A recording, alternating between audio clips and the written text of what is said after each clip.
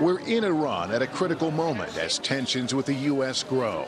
We traveled via Germany on one of the few Western European airlines still flying to an increasingly isolated Iran.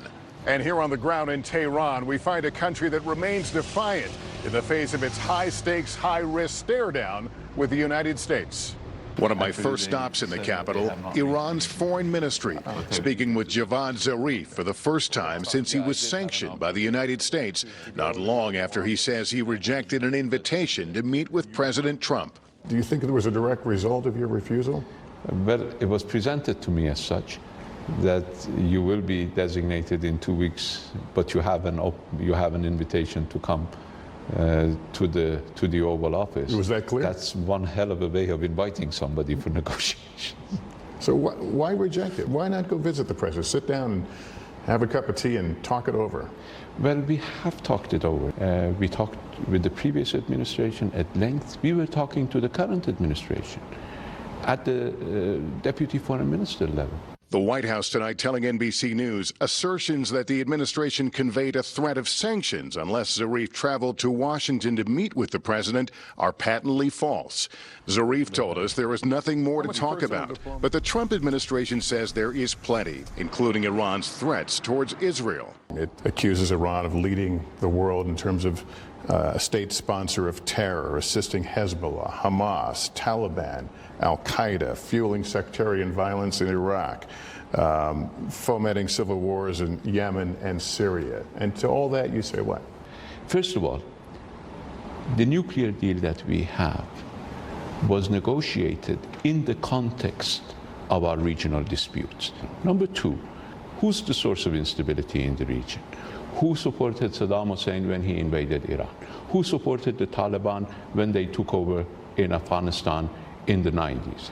The answer to all these questions would not be Iran. The answer would be U.S. allies. The tensions growing after the United States unilaterally withdrew from an Obama-era deal that restricted Iran's ability to develop a nuclear weapon. In a rare interview, I spoke to the powerful head of Iran's National Security Council, who says in hindsight he regrets the deal. There are people in my country who have that feeling at the moment.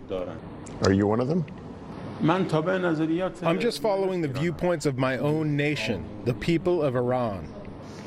Yes. After President Trump reimposed harsh sanctions, Iran lashed out, downing a U.S. drone and, according to the U.S., sabotaging oil tankers, risking accidental war.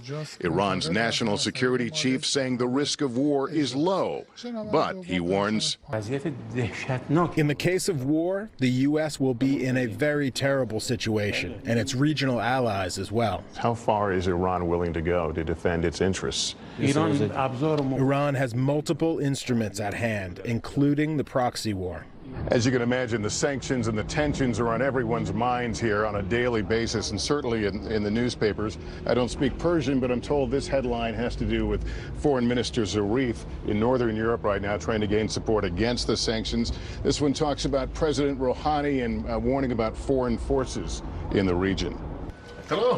And everyone we spoke to was talking about the showdown. Reza and Zara Hatami invited us into their home.